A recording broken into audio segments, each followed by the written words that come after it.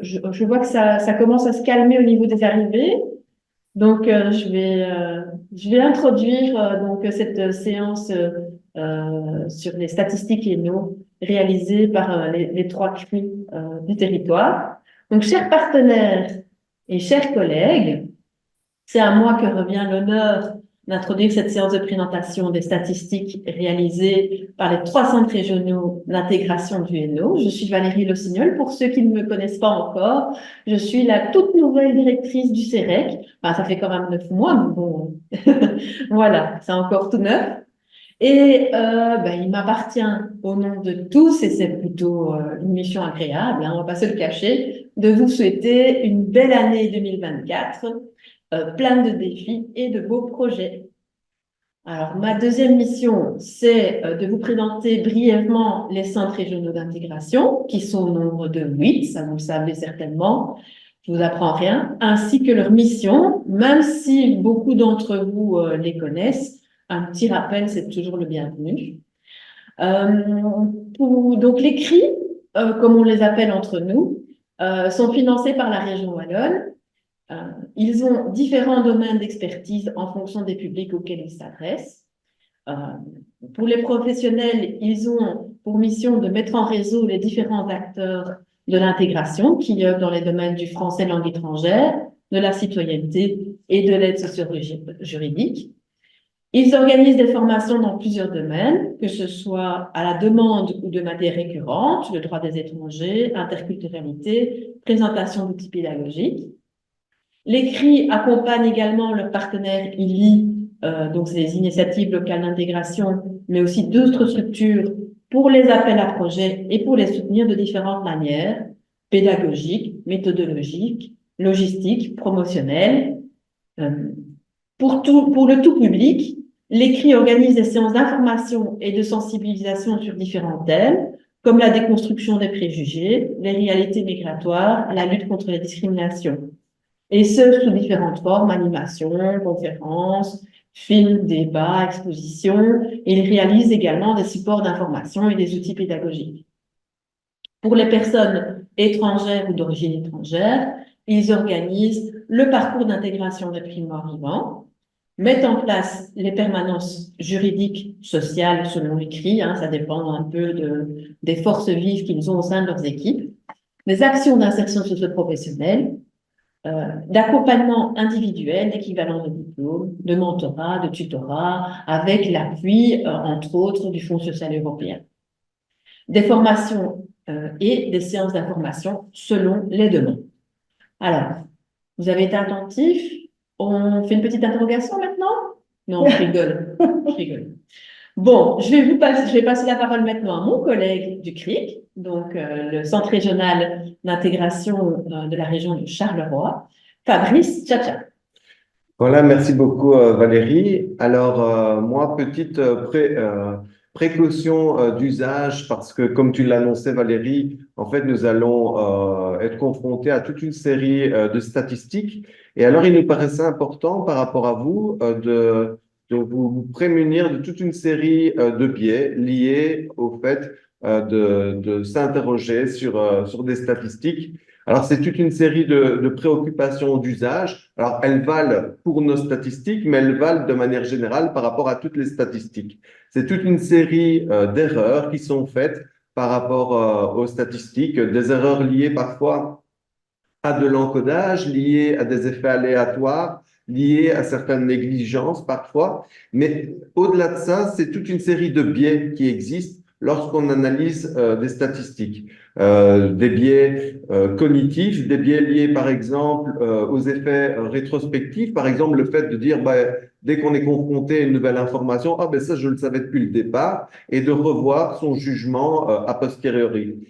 Idem par rapport à un autre biais qui est celui de l'ambiguïté, le fait que lorsqu'on est confronté à des éléments qui nous sont manquants, on va tenter de combiner ça et d'amener des éléments propres à notre réflexion, mais qui risquent d'influencer le résultat. Donc tous ces biais cognitifs, et je n'irai pas beaucoup plus loin par rapport à tous ceux qui existent, comme ceux liés à la confirmation ou à la sélection, ou au choix sélectif fait par les lecteurs qui sont attentifs aux dimensions statistiques. L'idée par rapport à ça, c'était vraiment de vous mettre en état d'alerte par rapport à la lecture et à une approche critique qu'il faudrait avoir par rapport à à ces statistiques. L'idée, c'est vraiment d'identifier des tendances. L'idée, c'est vraiment de transformer ou d'amener des éléments de réflexion qui permettent de réfléchir sur la manière dont on pense, la manière dont on juge les informations qui sont présentes et qui vous seront révélées aujourd'hui. Donc, je ne vais pas être beaucoup plus long par rapport à ça. Voilà, il s'agit donc de chiffres et donc ça nécessite de la précaution par rapport à tous ces chiffres.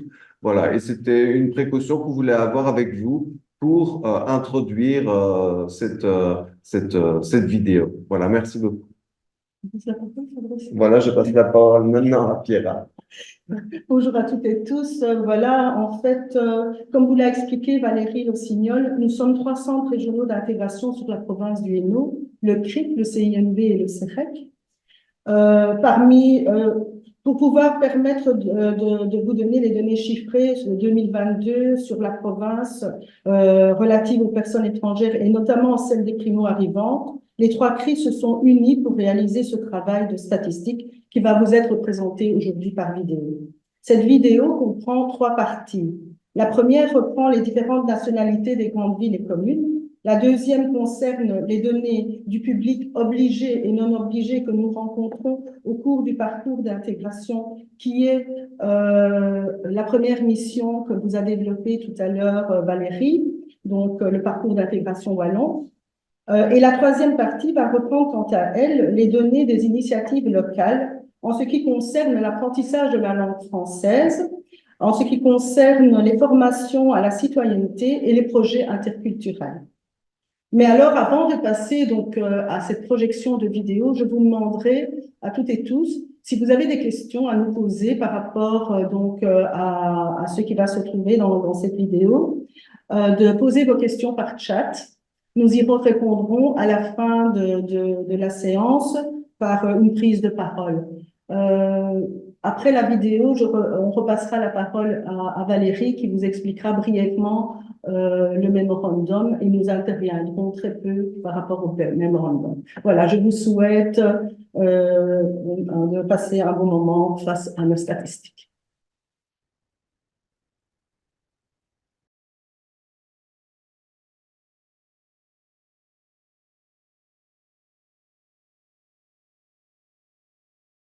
Le 1er janvier 2022, nous comptions près de 387 000 personnes de nationalité étrangère en Wallonie et 167 000 personnes de nationalité étrangère dans le Hainaut. La population étrangère dans le Hainaut représentait donc 12,4% de la population totale de la province. La majorité de ces personnes étrangères étaient de nationalité italienne, française, marocaine, roumaine ou espagnole. Certaines de ces nationalités sont fortement représentées en raison d'une immigration plus ancienne, par la venue de main-d'œuvre notamment pour les charbonnages dans les années 40, 50 et 60, et progressivement avec l'arrivée de leurs familles. À cela s'ajoutent les arrivées plus récentes, surtout des membres de l'Union européenne. C'est le cas notamment des Roumains avec l'adhésion de la Roumanie en 2007. Pour les Français, cela s'explique du fait de la frontière proche et de la langue commune. Il y a environ 49,5% de femmes étrangères et 50,5% d'hommes étrangers. Mais cela peut varier selon la nationalité. Le Hainaut est divisé en 7 arrondissements. Nous pouvons voir que certains arrondissements comptent plus de personnes étrangères que d'autres.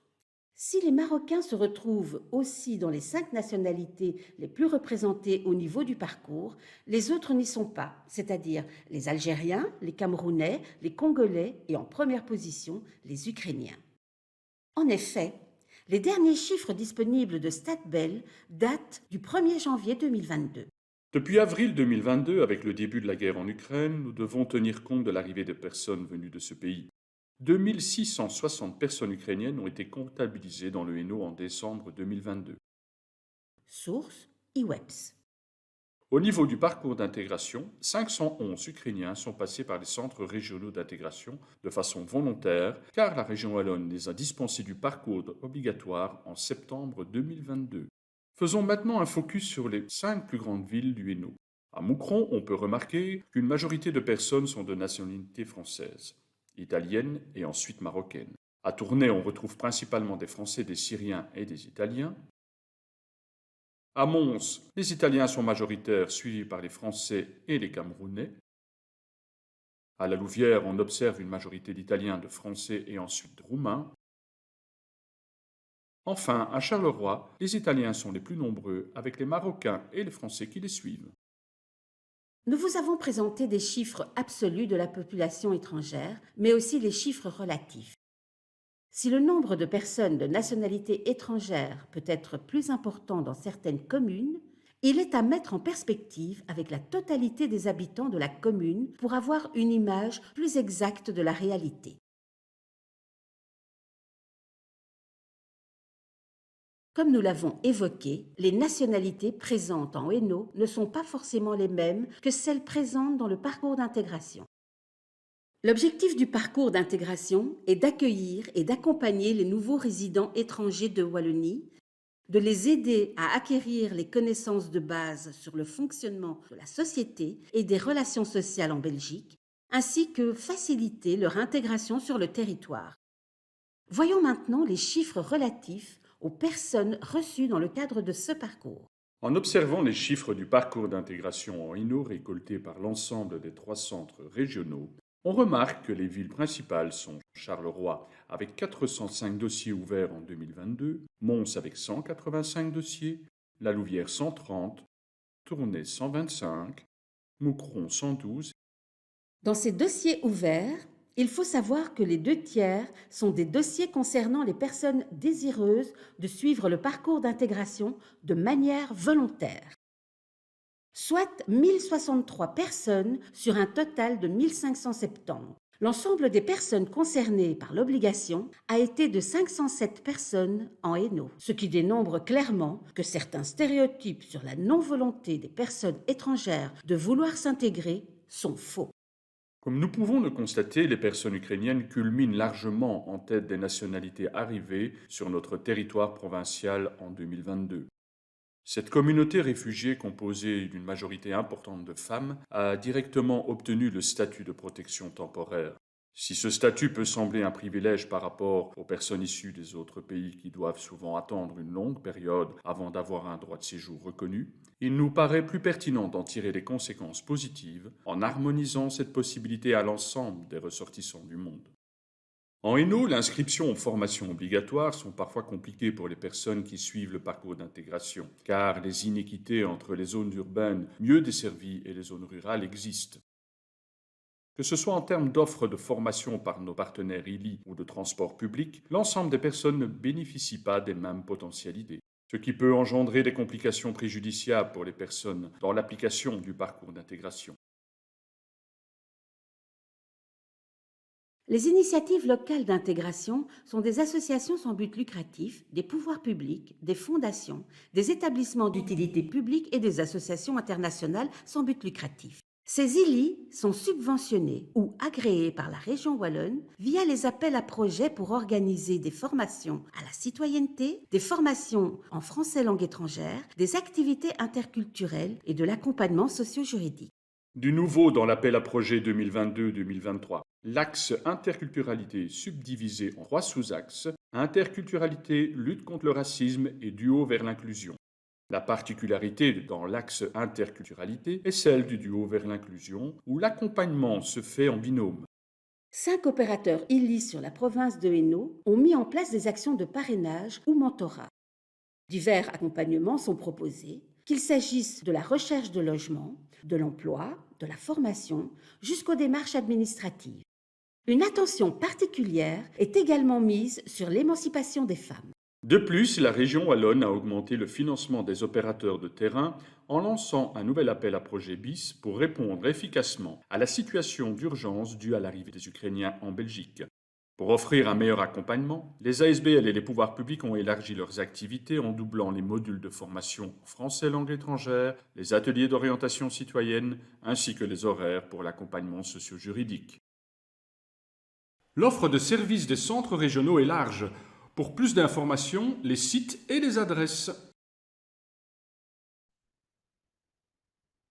Voilà, j'espère que cette vidéo vous a appris pas mal de choses sur la fonction, la façon dont ça fonctionne, en tout cas au niveau du Hainaut.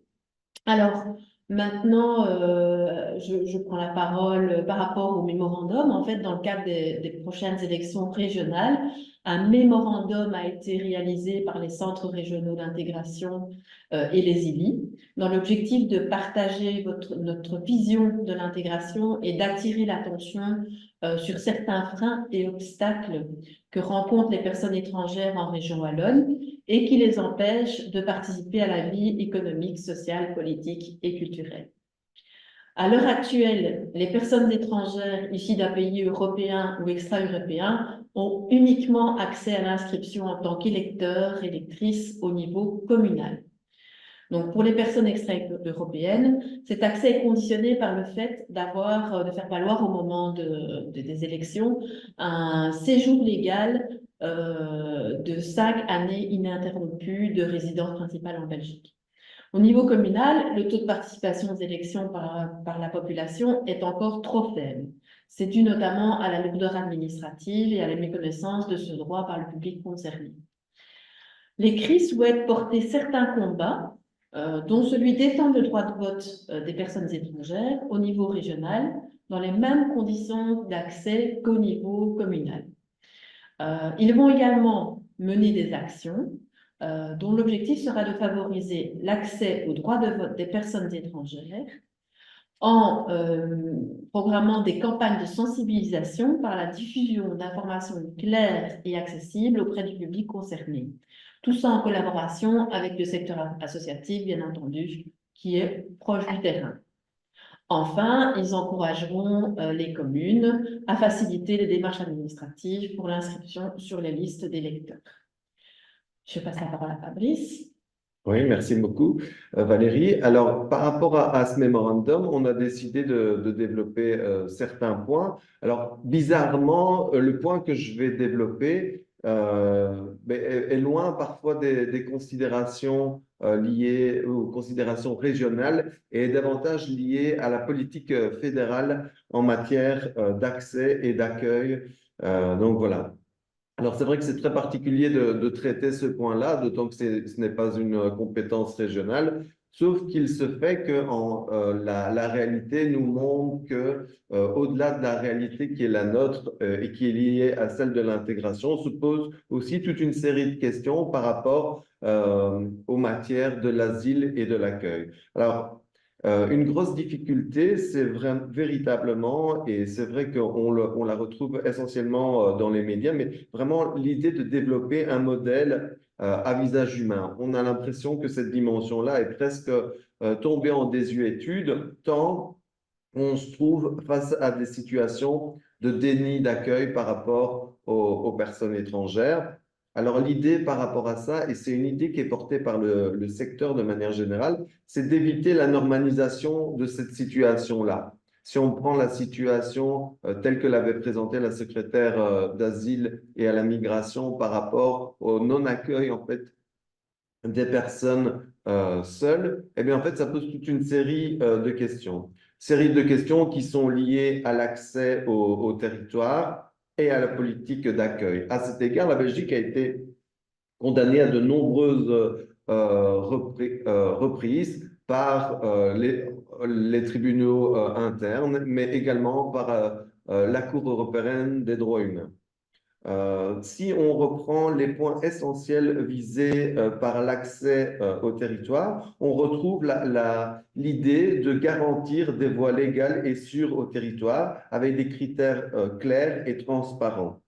Voilà, c'est une revendication et une recommandation qui est la nôtre.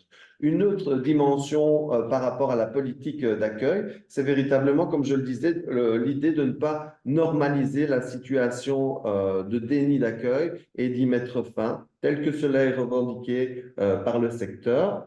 Ne pas aller dans le sens qui est celui actuel du pacte mondial pour les migrations et proposer en fait des dimensions et des garanties beaucoup plus sûres et ordonnées. Permettre aussi un accueil digne et un accompagnement de qualité. Le fait aussi de limiter autant que possible le recours à l'accueil d'urgence. Le fait de limiter la durée d'accueil dans les centres collectifs. Idem par rapport à toutes les préoccupations qu'on peut avoir par rapport au MENA dans les familles d'accueil. Autre recommandation, c'est vraiment l'identification des besoins spécifiques des demandeurs d'asile. Voilà. Au-delà de cette dimension liée au fait de garantir un système d'accueil pérenne, digne et de qualité pour toutes les personnes qui sont demandeurs de protection internationale, il y a aussi le traitement différencié des personnes et des demandes de protection. En fait, ce qu'on observe, c'est que la politique qui se développe a des tendances à être moins inclusive, à distinguer et à classifier les personnes. On parle souvent des personnes sans papier, entre guillemets. Voilà, je pense qu'il y a une préoccupation particulière à avoir par rapport à ces publics-là, notamment par rapport à la dépénalisation de leur statut.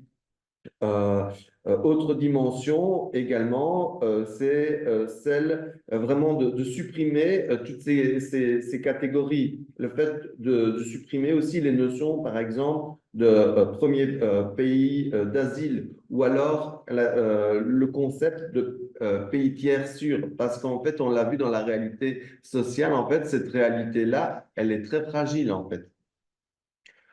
Une autre dimension, c'est de ne plus recourir et ne plus considérer de manière systématique l'intention frauduleuse. L'idée qui prévaut en fait dans toutes les demandes, c'est vraiment l'idée que le demandeur d'asile serait un menteur qu'il faudrait démasquer. Voilà. Et donc, ils vont en terminer avec cette idée, cette représentation-là qui est véhiculée. Donc, véritablement, avoir et prévaloir un délai de recours également suffisant pour permettre à chaque personne demandeuse de protection de pouvoir exercer valablement et qualitativement un recours en justice. Voilà, toute une série de recommandations que l'on retrouve donc par rapport au traitement des personnes. Idem par rapport à la dimension un peu plus collective de ces personnes, donc la dimension familiale. Par rapport à cette dimension familiale, une des préoccupations qui est la nôtre, c'est vraiment de faciliter la procédure de regroupement familial. On l'a vu ces dernières années, on a assisté en fait à un système et une législation qui était de beaucoup plus restrictive par rapport au regroupement familial. L'idée, c'est vraiment d'aller dans un sens différent et de faciliter notamment les demandes de regroupement familial, faciliter aussi les situations notamment problématiques qui se posent lorsqu'il y a de la violence intrafamiliale, parce qu'il y a toute une série de situations où en fait les personnes, et souvent ce sont des femmes en fait, dont le titre de séjour et l'accès au territoire ne sont liés qu'à un mariage, etc. Et donc, la difficulté se pose par rapport à la perte de cette situation et donc le fait que cela puisse entraîner également des pertes et des limitations par rapport à l'accès au territoire. Alors, autre dimension propre aussi à ce mémorandum, c'est vraiment de reviser les conditions et la procédure dans le cadre de la régularisation via l'article 9 bis. En fait, je pense qu'il faut être un peu réaliste et là, je pense que c'est vraiment en tant que citoyen qu'on doit vraiment réfléchir à ça. En fait, depuis 2009, il n'y a pas eu de procédure de régulation globale, généralisée, voilà. Et je pense que, alors c'est vrai que c'est pas dans l'air du temps et je pense que c'est peut-être un peu impopulaire, mais je pense qu'à un moment donné, il faut vraiment se poser la question et qu'on ne peut plus continuer à avoir des situations, des gens comme ça qui vivent dans la clandestinité. Je pense qu'il y a pas mal de gens qui sont dans des situations qui mériteraient véritablement une régularisation. Et donc, il faudrait vraiment créer davantage de statuts de séjour spécifiques visant notamment des situations concrètes et donc permettre une régularisation beaucoup plus fréquente, beaucoup plus claire, beaucoup plus humaine, beaucoup plus permanente en fait. C'est véritablement ça. Et donc également octroyer une attestation d'immatriculation notamment après une phase de recevabilité de dossier afin d'éviter que des droits essentiels pendant toute la durée de l'examen auprès de l'Office des étrangers soient négligés. Voilà, je ne vais pas être beaucoup plus long. Je pense qu'il y a véritablement une réflexion générale à avoir par rapport à la société qu'on veut construire, notamment par rapport à cette dimension-là. Je le rappelle, la Belgique a été condamnée à maintes reprises en interne, je veux dire, par rapport à son système judiciaire et aussi à l'étranger par la Cour européenne des droits humains. Et donc, c'est véritablement l'image de la Belgique qui est en jeu par rapport à cette politique-là. Et je pense il est vraiment important de s'en soucier. Voilà, merci beaucoup. Voilà, je te donne la parole. Merci Fabrice. Donc moi, parmi les différentes thématiques qui sont abordées dans ce mémorandum régional, j'ai choisi en tous les cas de parler de la santé et tout particulièrement de la santé physique et mentale des migrants qui sont affectés par le parcours d'asile.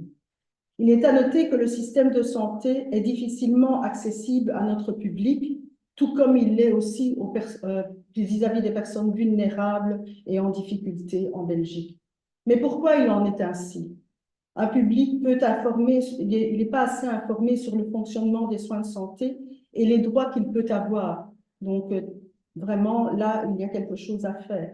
Des professionnels pas toujours formés à l'approche interculturelle et les services qui sont proposés pour le public ne sont pas appropriés. Le souci d'interprétariat aussi au sein de certains services de santé, les hôpitaux, les homes, etc., qui ne font pas appel aux interprètes ou alors ils n'ont pas accès aux interprètes. Alors aussi, on a un souci vis-à-vis des sans-papiers et des migrants en transit qui n'ont pas assez recours à l'aide médicale urgente. Donc, tout ceci pose problème. En Wallonie, il existe des opérateurs qui accompagnent dans le domaine de la santé mentale. Ces accompagnements ethno-psychiatriques est complété par d'autres opérateurs qui, eux, accompagnent le public par rapport aux difficultés socio-juridiques qui sont dispensées, je dis bien, par d'autres opérateurs et qui se complètent. Et tout ceci est coordonné par le CRESAM.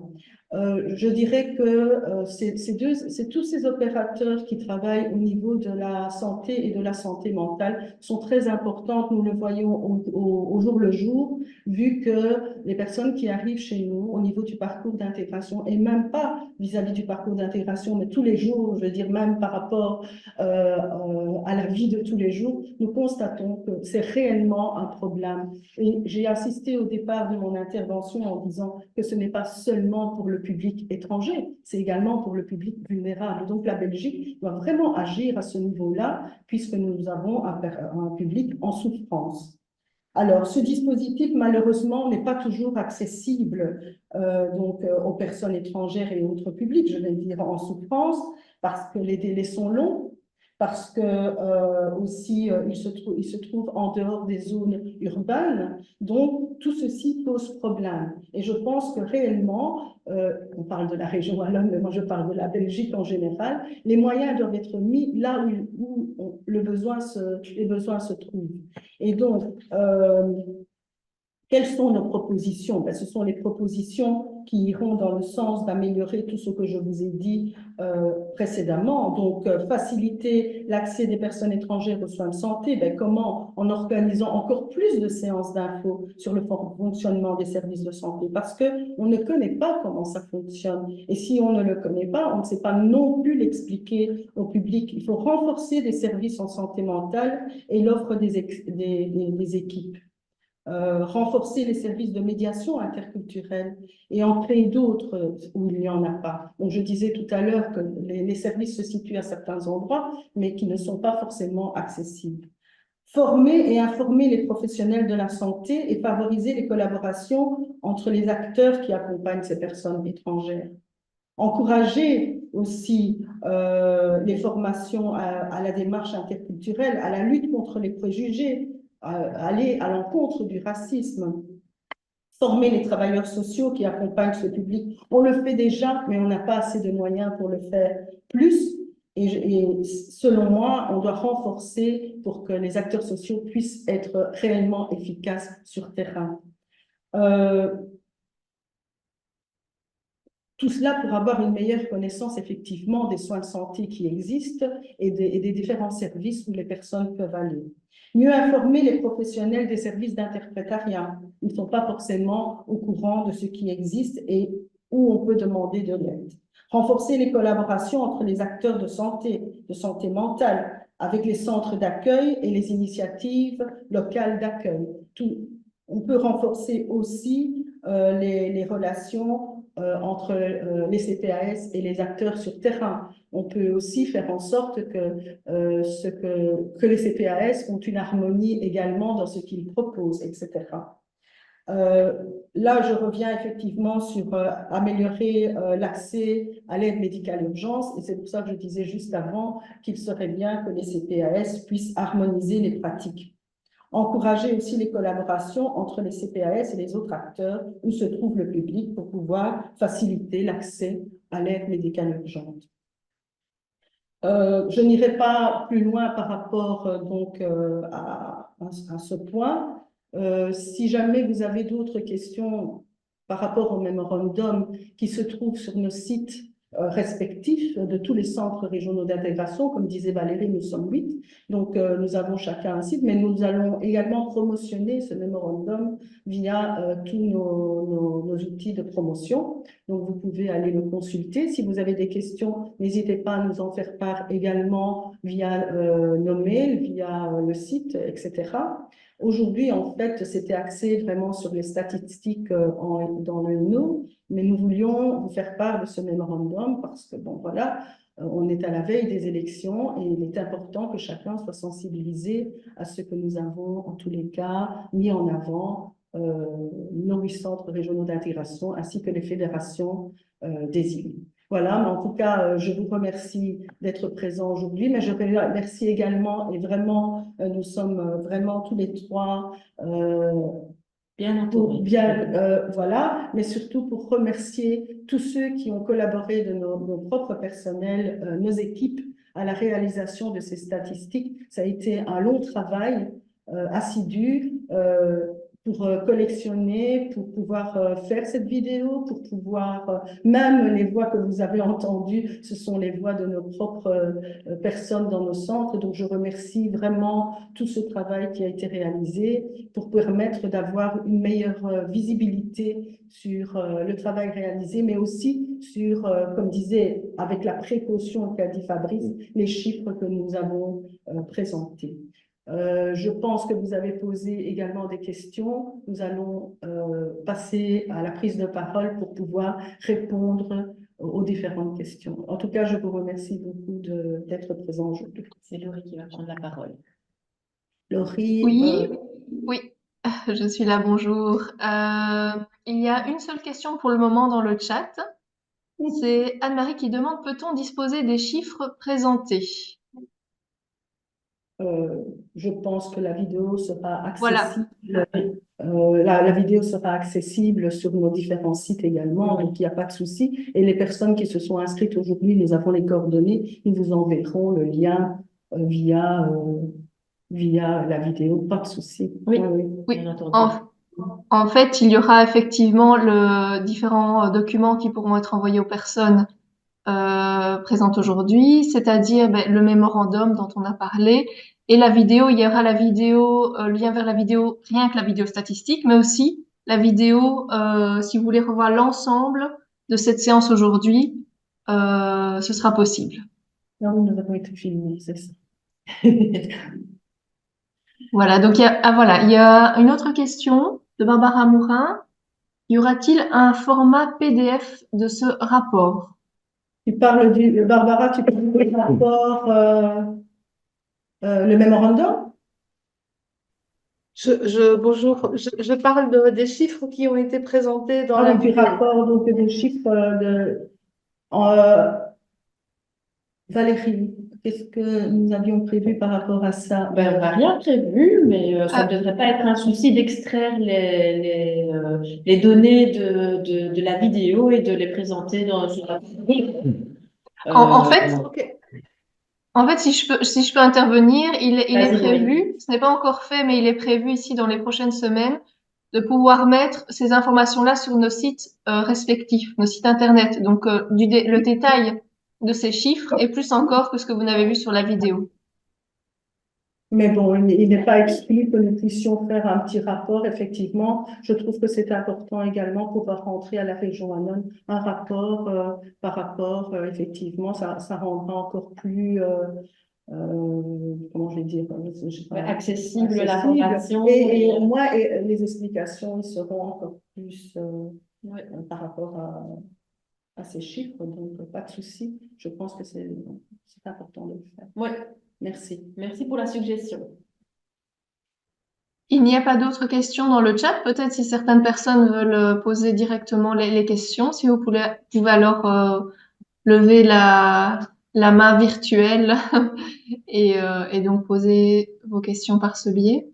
Ah, je vois Barbara, tu as une seconde question? Mais déjà, remercier les trois centres pour leur présentation et à titre peut-être plus spécifique pour mon association, remercier Pierra pour l'attention le focus que tu as mis sur la santé et la santé mentale. De manière plus générale, c'est pas vraiment une question, c'est plutôt un commentaire sur cette présentation. Moi, je me réjouis d'entendre que les centres régionaux d'intégration, qui ont quand même une partie de leur mission dictée par notre pouvoir régional, prennent des positions politiques aussi et les affirment de plus en plus. J'ai pu, de là où je suis, assister comment dire, au durcissement, entre guillemets, de certaines des missions qui vous sont confiées, en étant au départ opérateur, comment dire, au service des populations migrantes et puis avec des missions d'imposition par rapport à certaines choses, notamment le parcours d'intégration qui est devenu obligatoire, etc. Et moi, je me réjouis de constater que vos structures ne se privent pas pour autant de prendre des positions politiques qui vont parfois à l'encontre du courant dominant. Voilà, merci à tous les trois pour votre travail. Merci. Merci.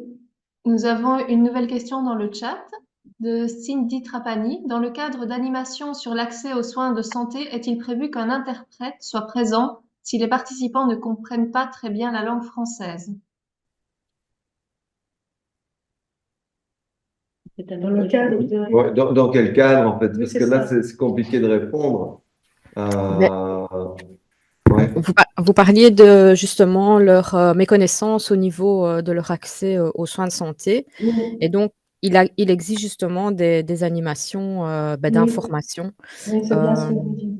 En fait, oui. En fait, nous avons, en fait, on a un service wallon, le CETIS, mhm. où nous avons des interprètes sociaux qui interviennent lorsque nous en avons besoin. Et donc, dès l'instant où il y a des animations, que ce soit par les centres régionaux d'intégration ou le CPA, les CPS, d'autres services, etc., peuvent avoir accès à ces interprètes sociaux. Et donc, qui vont aller interpréter lors d'animations. Nous le faisons en tous les cas au CIMB et au CRIC et au CEREC aussi. Donc, D'accord. dès qu'on a un besoin, on peut faire appel au CETIS. Bon, maintenant, il existe aussi d'autres services que le CETIS en interprétariat, mais ça se trouve sur nos sites respectifs. Oui, je dis oui. Par Parfait. contre, c'est pas suffisant. C'est ça que j'expliquais tout à l'heure, mais Ah, comme on peut pas tout expliquer, c'est là notre frustration. En fait, c'est pas suffisant parce qu'il y a des langues qui ne sont pas assez, je vais dire, développées en interprétariat et nous n'avons pas assez de moyens non plus pour avoir, le CETIS n'a pas assez de moyens pour pouvoir avoir tous les interprètes dans toutes les langues. Et donc, à un moment donné, on est dépourvu. Ou oui. alors, certains interprètes ne sont pas forcément accessibles. Ils ne sont pas dans toutes les régions non plus. Et donc, ils doivent venir de loin. Bon, ça a un coût. On ne sait pas toujours. Et donc, ce qu'on fait, qui n'est pas toujours ce qui est demandé de faire. Donc, je prends bien les précautions en disant ça. Des fois, on demande à des bénévoles qui connaissent la langue de pouvoir nous aider. Bien sûr, nous les avons formés à la déontologie, etc. Mais c'est un gros problème pour nous parce qu'on nous demande d'aller vers des services qui sont reconnus. Et le problème, c'est qu'on n'a pas toujours les langues dont on demande, ou alors ils sont pris ailleurs. Il faut renforcer en tous les cas ce type de service qui est très utile à la population, puisque si la population ne sait pas parler ou on ne les comprend pas, c'est le problème du départ, quoi. Oui, tout à fait. Donc, c'est des choses qui peuvent arriver. Donc, voilà. Et alors, Merci. par rapport aux structures, ce qui est fort important, je parle aux travailleurs de terrain peut-être qui sont présents ici, c'est que parfois, elles ne savent même pas qu'elles sont conventionnées avec le CITIS wallon. Donc, c'est important de se renseigner auprès de votre administration, directeur général, je ne sais pas, en fait, une personne responsable par rapport à ça, parce que parfois, il y a déjà une convention qui préexiste et qu'il est possible de mobiliser, notamment pour bénéficier d'un interprète social. Ou alors passer par nos centres régionaux d'intégration aussi. Si vous passez par nos centres régionaux d'intégration, vous nous faites la demande et nous, on voit s'il peut y avoir un interprète qui peut intervenir. Ça, nous l'avons déjà fait. À Aide à la jeunesse nous demande régulièrement des interventions, aide aux familles, etc. Nous demande l'intervention d'un interprète et si on a la possibilité, on le fait, quoi. Alors maintenant, au niveau du coût, si c'est dans le parcours d'intégration, à ce moment-là, on ne paie pas puisque le service est subventionné pour le parcours d'intégration. En dehors du parcours d'intégration, là, nous devons intervenir financièrement. Mais l'accès aux soins de santé fait partie de ce parcours. Dans le parcours, il y a 4 axes. Il y a la formation à la langue française, il y a la formation à la citoyenneté, il y a des heures que l'on dispense par rapport à l'insertion socio-professionnelle et les bilans qu'on donne au point de départ et les droits et devoirs. C'est ce qui font partie de ce parcours d'intégration obligatoire. Lorsque l'on va au-delà de ces thématiques qui sont dans le parcours obligatoire, vous me contredisez mes collègues si je dis des bêtises, là, on doit payer le service d'interprétariat. En tous les cas, nous payons même le CETIS si jamais on demande en dehors. Ça dépend nos frais de fonctionnement. Moi, des fois, je fais passer dans nos frais de fonctionnement quand quelqu'un me demande. Tout dépend de quelle manière sont nos finances, quoi. Donc, généralement, on essaie en tous les cas d'être vraiment là pour pouvoir aider au maximum. Donc, même quand il y a des coûts, on essaie aussi d'aider dans ce sens-là quand on a les moyens. L'idéal, c'est vraiment de mutualiser les ressources. Voilà, s'il s'agit de faire une séance d'information pour plusieurs personnes, ben voilà, c'est beaucoup plus facile que s'il s'agit de le faire pour une personne. Donc, tout ce qui est collectif, ben voilà, ça réduit les coûts. Parce qu'on ne peut pas imaginer non plus que on puisse avoir, par exemple, si je prends dans le cadre des formations citoyenneté, lors du développement du module lié à la santé, donc dans chaque structure, en fait, on pourrait pas imaginer, ce serait compliqué en fait d'imaginer systématiquement de faire venir un interprète du CETIS wallon. Par contre, si on mutualise en fait les ressources, et c'est un petit peu l'idée, c'est ce qu'on essaye de réaliser également, ben voilà, c'est beaucoup plus facile d'imaginer des séances collectives avec des informations. Et là, on fait intervenir un interprète, c'est beaucoup plus facile en fait. Oui, tout à fait. Maintenant, nous avons organisé des formations. Nous organisons des formations lorsqu'on nous les demande. On les a fait en formation à l'interculturalité. On peut le faire également pour les soins de santé. C'est ce que je mettais en avant, qu'il faut renforcer au niveau de la santé. Nous pouvons nous mettre, généralement, on le fait, nous tous les trois, à la province du Hainaut, on se met ensemble. Et si jamais il y a des acteurs qui demandent, ben, on peut faire en sorte de réunir un groupe et de dispenser de la formation avec un interprète. Et donc là, on fait la chose qui nous coûtera vraiment moins cher. Parfait. Merci. Avant de passer aux autres questions, il y a une réaction par rapport à cette discussion qui vient d'avoir lieu. C'est Stéphane Dussérec qui dit que dans le cadre du parcours d'intégration et de la séance d'information sur les droits et devoirs, nous abordons l'accès généraliste à la santé de manière multiforme Oui, afin d'informer au mieux les personnes primo-arrivantes. oui, oui, tout Voilà, à donc fait. c'est une précision par rapport Oui. Tout à Ce fait. que disait Pierre, hein, ouais. Oui, c'est ce que je disais tout à l'heure, qu'en Ouais. fait, lorsque dans les thématiques qui sont dans le parcours d'intégration, nous faisons les bilans effectivement et nous dispensons des droits et devoirs. Et là, il y a toutes des thématiques qui sont abordées, notamment la santé, quoi. Ouais. Et donc, Mais c'est vraiment, je me dis, je me pose la question telle que pourraient se la poser en fait des intervenants. C'est vrai qu'il y a cette séance d'information, droits et devoirs où on aborde de manière multiforme, comme le disait Stéphane, la thématique de la santé. Mais si on veut aller plus loin ou s'il faut développer quelque chose de spécifique, on pourrait imaginer, notamment via une mutualisation Oui. entre plusieurs services, par exemple, vraiment de faire venir un interprète pour traiter des questions spécifiques Tout à en fait. matière de santé, en fait. Tout à fait. Puisqu'on développe bien la Constitution, lorsqu'il y a un besoin, en ISP on le fait, on peut développer beaucoup plus la thématique santé, pourquoi pas. Enfin, moi j'ai choisi, il y a d'autres thématiques hein, dans le mémorandum. J'ai choisi cette thématique parce qu'elle me tient à cœur.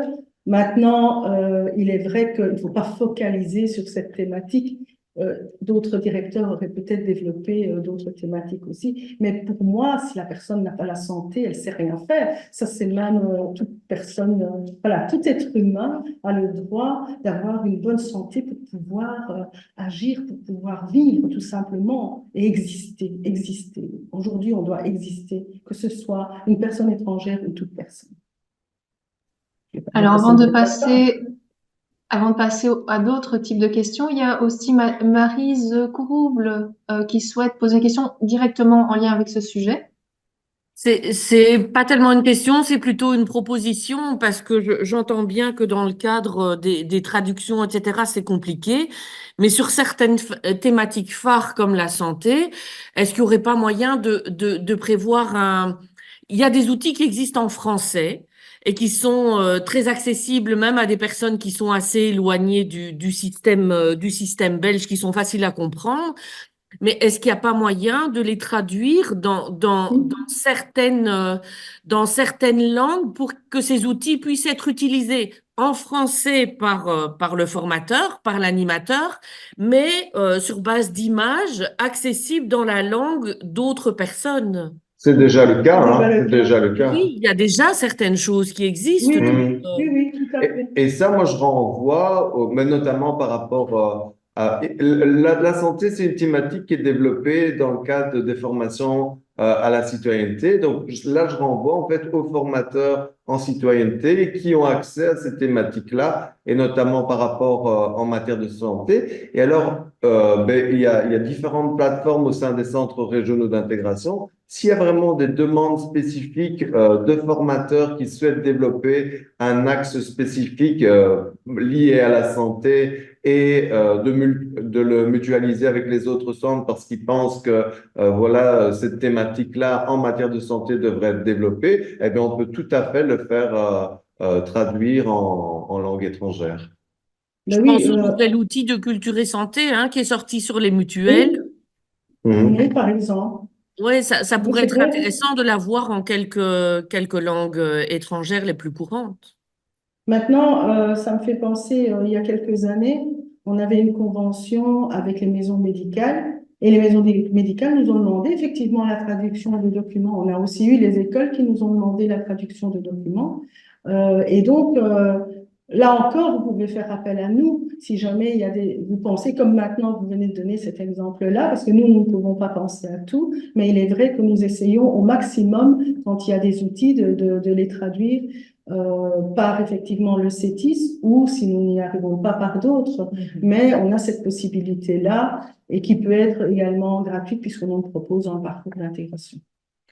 La spécificité du CETIS, ça reste d'être un service professionnel Voilà. véritablement, donc avec des gens qui sont formés. Et donc, voilà, là, c'est un gage de qualité par rapport à ce qui peut se faire, hein, je veux dire.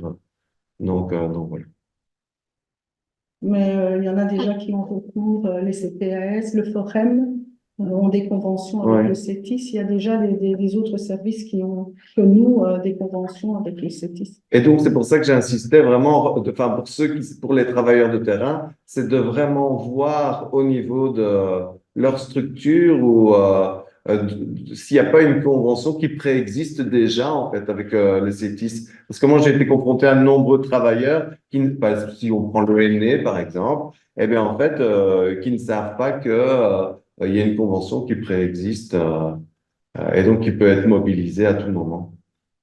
Alors, dans le chat, nous avons encore quelques questions. Alors, une question d'Anne-Marie. Quels sont vos relais au niveau politique et dans les médias pour votre mémorandum? On a la séance d'info qu'on doit parler, justement. Oui. Qui en parle? Allez, Fabrice. Mais en fait, Février. mais j'ai vu qu'il y avait une question justement par Oui. rapport à ça. Et donc, une La- séance, mais la première, en fait, séance d'information qui aura lieu le 9 février. Alors, après, chacun au niveau local va développer ses propres, enfin, sa propre promotion, je vais dire, et diffusion du mémorandum. Nous, ce qu'on va faire au niveau de Charleroi, c'est vraiment le faire par rapport à notre conseil d'administration qui reprend notamment toute une série d'élus locaux, le fait de l'étendre aussi aux élus locaux et voilà, et le fait de aussi le présenter. Alors, c'est quelque chose qui a été construit et co-construit avec les acteurs du secteur, mais vraiment l'idée, c'est aussi de pouvoir, après coup, diffuser ces dimensions-là et de les faire vivre au fur et à mesure des différentes actions qu'on aura, notamment par rapport aux élections, donc apéro politique et ce genre d'activités qui se développeront tout au long de l'année 2024. Mhm. Donc, au niveau régional, nos 8 centres régionaux font une promotion au niveau politique, effectivement, et le 9 février est le cas. Et puis, au niveau local, chacun d'entre nous, on fait quasiment la même chose, quoi, mais au niveau local. Et là, nous allons sensibiliser tout ce qui est les partis politiques. On fait un courrier, il y a, par exemple, chez nous, la coordinatrice Laurie s'est réunie avec la personne qui s'occupe de l'information communication pour voir ce que nous allions faire par rapport à cela. Il y a toute une proposition. Et donc, maintenant, vous allez voir dans nos différents canaux de promotion ce que nous allons faire par rapport à cela. Maintenant, bon voilà, on n'est pas aux premières élections, hein, personne n'est pas dupe, hein, on n'est pas au premier mémorandum non plus, et tout le monde fait des mémorandums. Donc voilà, nous essayons au plus possible de sensibiliser, mais il est vrai que si je regarde le mémorandum d'il y a 5 ans, vous savez, je me suis dit, bon sang, c'est quasiment toujours la même chose qui est revendiquée parce que les choses n'avancent pas vraiment toujours. On avance, on a des moyens supplémentaires, c'est vrai. Je remercie même nos différents, donc la région de l'Homme, tous ceux qui nous subventionnent, mais voilà, nous sommes toujours en train de poser les mêmes questions et nous sommes toujours en train de demander les mêmes choses.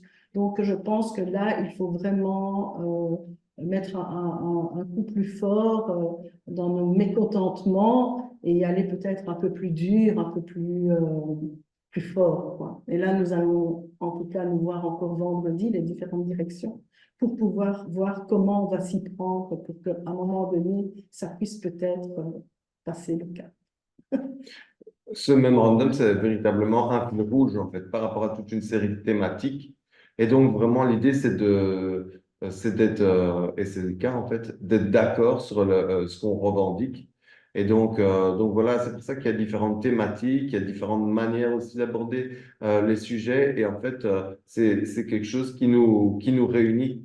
Donc, en fait, ce mémorandum, c'est vraiment le fil rouge, le fait qu'ils permettent et de nous positionner et de montrer notre positionnement, comme on vient de le faire un petit peu avec vous ici, hein, notre positionnement, je veux dire, en interne et en externe. Et voilà. Voilà.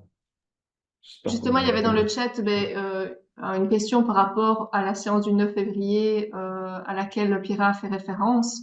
Donc la séance pour présenter le mémorandum régional organisé par le MICRI. Et la question est, allez-vous publier ce document dans vos sites respectifs également? Oui, bien Ils sûr. le sont déjà, en fait. Tout se trouve toujours sur le site. On essaie de Donc, mettre tout. ouais. Vous trouverez tous ces documents sur le site. Et pour la séance du 9 février, vous pouvez aller sur le site du Discrit, sur lequel vous allez trouver l'information et les conditions d'inscription. Et maintenant, ça se trouve aussi sur nos pages Facebook. Je suppose que les vôtres aussi, hein. Sur la page Facebook, on a déjà mis toutes les informations par rapport au 9 et aussi pour pouvoir vous inscrire.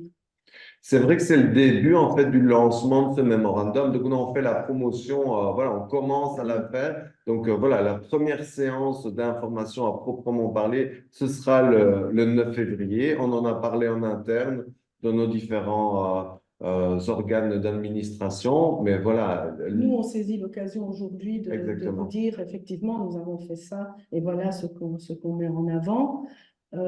C'était pas forcément la thématique du jour, mais c'était important que vous le sachiez aussi, parce que bon, voilà, on est tous unis, hein, je veux dire, chacun a son propre petit mémorandum, mais tout le monde vise la même chose, hein.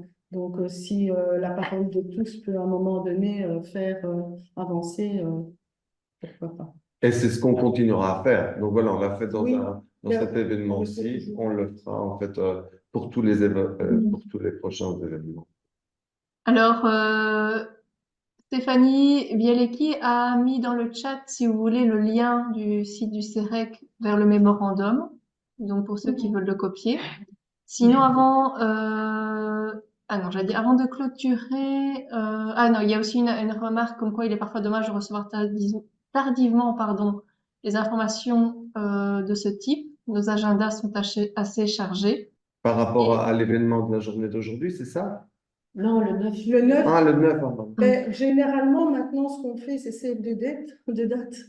On donne la date bien plus tôt, et ça a été fait, je me rappelle très bien, par le Discrit au mois de décembre, mais effectivement, le contenu a été mis en janvier, quoi, effectivement. Ouais. Mais ce n'est qu'une première occasion, j'ai envie de dire, le 9 février. Oui. C'est la première fois, mais voilà, je pense que On commence seulement. on commence seulement, c'est la première étape voilà, de diffusion. Donc voilà, Et je ça, pense c'est la que diffusion sur Namur, hein, donc ça donne l'occasion, effectivement, pour la région. à l'administration, voilà, d'être présente et de voir notre travail, et certains politiques qui seront certainement là. Par contre, au niveau local, c'est important aussi de pouvoir, en tous les cas, faire notre travail. Et là, chacun ira dans les lieux qui sont à proximité de votre domicile. Enfin, je veux dire, là, c'est plus facile aussi d'avoir accès, quoi. Et pouvoir se ressaisir aussi de ce mémorandum. Voilà, c'est un outil, comme je l'ai dit, c'est un fil conducteur Voilà. pour nous. Il est valable régionalement et il est valable pour chacun de nos centres, mais il est aussi valable en fait pour chacun de nos territoires. Donc chacun à notre niveau, on a notre part à contribuer par rapport à ce mémorandum. Mais sans oublier que c'est le mémorandum régional, mais nous avons les élections, comme disait tout à l'heure Valérie quand elle a parlé des élections, il y a les élections communales également qui vont être en octobre. Donc on est au mois de février demain. Non, demain. Et donc, du coup, je veux dire, voilà, on a le temps de pouvoir, mais ce qui sera mis dans le mémorandum qu'on fera à ce moment-là, ce sont les mêmes thématiques, ce sont les mêmes revendications, mais au niveau communal. Donc, je pense que on est vraiment, en tous les cas, dans un travail qui est quand même assez assidu et constant tout le temps. Donc là, vous aurez les informations suffisamment tôt pour pouvoir les suivre. Et avant de donner la parole à Laurie, ce que je voulais dire, c'est, ben voilà, comme tu le disais, Pierra, ça touche aussi bien les matières régionales, mais communales, Oui. mais aussi fédérales. Ben, on l'a vu avec les matières d'asile et d'accueil, mais aussi européennes. Donc, c'est vraiment un mémorandum qui nous positionne politiquement par rapport à tous ces niveaux de pouvoir. Voilà, Laurie, si je peux Oui, voilà. Merci Fabrice. Alors, avant de clôturer, puisqu'on avait dit qu'on clôturait vers 10h30, il reste deux questions. Enfin, une remarque et une question. La première, c'est ce serait aussi intéressant de lister ce qui pourrait remplacer le cahier Vivre ensemble du CIRE. Et existe-t-il une liste accessible des services ayant une convention avec le CETIS? Alors, monsieur qui est au conseil d'administration du CP. Oui. En fait, c'est que s'adresser direct. Enfin, je veux dire, il y a différents. Oui, enfin, moi, je pense que c'est surtout une démarche personnelle à faire. Enfin, je parlais surtout pour les travailleurs de terrain, parce qu'en fait, dans ma réalité de pratique de terrain, avant même d'être administrateur aussi, je remarquais en fait qu'il y avait toute une série de personnes qui souhaitaient avoir ce type de service et qui n'osaient pas faire la démarche ou qui n'en bénéficiaient pas, alors qu'après, je me suis rendu compte en fait qu'ils étaient déjà conventionnés et qu'ils auraient pu en bénéficier avec une certaine facilité. Donc voilà, c'était ça en fait l'élément que je voulais apporter par rapport à ça. Après, il n'y a pas vraiment de liste et puis ça change, ça peut changer, je veux dire, et puis c'est toujours possible de se conventionner avec le CETIS à tout moment. Oui, oui, oui. Donc voilà, donc si quelqu'un a vraiment une demande spécifique, eh bien en fait, il suffit tout simplement de s'adresser au CETIS, ils sont vraiment très sympas. Voilà, ici, ils sont pas sympas, comme l'a dit Pierre, je suis administrateur là-bas, donc vous me le dites et je relayerai l'info. Non, mais vraiment, enfin, je pense qu'il faut vraiment ne pas avoir peur, en fait, parce que c'est vrai que ça peut faire peur. Alors, c'est vrai il y a la facilité de passer par nous, parce qu'on a des contacts privilégiés, mais je dirais aucun souci de passer en direct avec le CETIS Wallon, hein. Tout à fait. Donc, Mais je voilà. pense que si vous allez sur leur site, généralement aussi, ils ont des statistiques et Ouais, des qui informations. mettent qui autant de pourcentage pour celui-là, autant de pourcentage pour l'autre. Donc, vous voyez ceux qui, en tous les cas, font appel au CETIS Wallon. Et généralement, ils sont conventionnés. Ouais, surtout, n'hésitez pas. Il n'y a pas besoin de convention non plus. Non, On peut demander pour un document spécifique ou pour une action spécifique. Et souvent, en fait, même, en fait, le CETIS répond favorablement dans la mesure où ça permet justement de créer des relations, peut-être de nouvelles dynamiques. Voilà, surtout qu'en fait, ils sont situés à Namur aussi et ça permet aussi d'avoir comme ça une action beaucoup plus retentissante sur tout le territoire régional. Donc voilà, Et donc, il y avait l'autre Ouais. l'autre remarque. Ce serait aussi intéressant de lister ce qui pourrait remplacer le cahier Vivre ensemble du CIRE. j'ai pris note. Oui, Cahier vivre ensemble réactualisé du CP. J'ai pris note. Juste pour vous dire, parce que c'est quand même une nouveauté fort importante par rapport au CIRE, c'est qu'on a intégré l'Assemblée générale du CIRE. Oui, c'est ça. Donc, via le DISCRI, donc la coupole des centres régionaux d'intégration. Et donc voilà, on est associé en fait à leur démarche.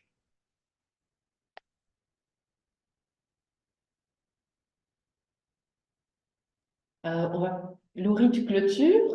Alors, en tout cas, voilà, à part des personnes qui nous remercient, c'était très, très riche, il n'y a plus d'autres questions dans le chat. Donc, peut-être rappeler toutes les informations pratiques du 9 février, clôturées, pour les personnes qui souhaitent encore nous rejoindre. Donc, le 9 février, la présentation du mémorandum régional se fait à partir de 13h. À Namur. Et donc, c'est dans la salle de la Croix-Rouge et qui se situe Rue de Dames, rue de Dames. à Jambes. À Jambes. Voilà. Où il y aura aussi une présentation d'une étude qui a été réalisée auprès des personnes qui ont suivi le parcours. Ça, c'est en matinée, hein, ça. Oui, ça, Il y a c'est aussi une brève présentation dans l'après-midi. Ah, d'accord. Oui, il y a une D'accord. belle présentation où on Donc, a carte de nous, Tu fais bien de préciser, alors. c'est ça. Voilà. C'est Donc, il y aura les deux. Donc, il y aura aussi cette D'accord. partie-là, une brève présentation qui pourra peut-être vous intéresser. Maintenant, Laurie, je ne me rappelle plus, c'est filmé aussi pour pouvoir mettre sur le site après. Tu parles du 9? C'est filmé aussi. Le 9? Oui, le 9. Ah, Le 9. On va s'informer pour voir si c'est filmé, parce que ça, je ne me rappelle plus. Tu sais l'info, toi? Non, je ne pense pas, non. Donc, si jamais, on va C'était pas poser la prévu. question au discret, parce que peut-être que c'est prévu de filmer, de pouvoir remettre sur le site. Et donc, à ce moment-là, ceux qui n'ont pas pu assister pourront aussi suivre. Et si jamais on est que le 31 janvier, aujourd'hui, on peut encore suggérer la chose. Voilà. Je ne sais pas si l'un de vous veut clôturer. En tout cas, Moi, je remercie en tous les cas, on voit tous les remerciements que vous nous faites et ça nous fait chaud le cœur. En fait, ça fait vraiment plaisir de lire que vous nous remerciez parce que parfois, voilà, on fait du travail et on a l'impression que, bon, voilà, c'est pas des fois suivi ou qu'on n'a pas de retour. Mais bien souvent, on remarque de ces temps-ci qu'on a à chaque fois du retour, que ce soit par mail, que ce soit quand on organise. Et ça nous fait énormément plaisir. Mais alors, on vous remercie, vous, parce que sans vous, on n'existerait pas non plus. Donc, voilà. Maintenant, moi, j'ai... Bah, merci beaucoup. Bah, je pense que tu as bien résumé. Mais c'est vrai que voilà, remercier vous d'être présent, de porter de l'intérêt par rapport à nous, à notre travail et aussi au public avec lequel on travaille. Et voilà, et ce qui est important, c'est vraiment de savoir que vous êtes là et qu'on peut compter sur vous. Voilà, merci. Et on espère que cette présentation en ligne vous a permis d'être aussi parmi nous. Je pense que c'est important pour l'accessibilité, le fait de gagner du temps. C'est clair que c'est toujours plus chouette de se voir. Mais je pense que grâce à ça, on a pu avoir le plus grand nombre. Donc, il y avait 33 personnes aujourd'hui. Donc, merci de votre présence et de votre écoute. Et n'hésitez pas de faire appel à nous quand vous avez besoin. S'il n'y a aucune demande stupide, je veux dire, si on sait, on vous aide. Et si on ne sait pas, ben voilà, on vous dira que c'est dans l'impossibilité. Mais en tout cas, prenez contact. Bonne journée. Merci. Bonne journée. Belle journée. L'offre de services des centres régionaux est large. Pour plus d'informations, les sites et les adresses.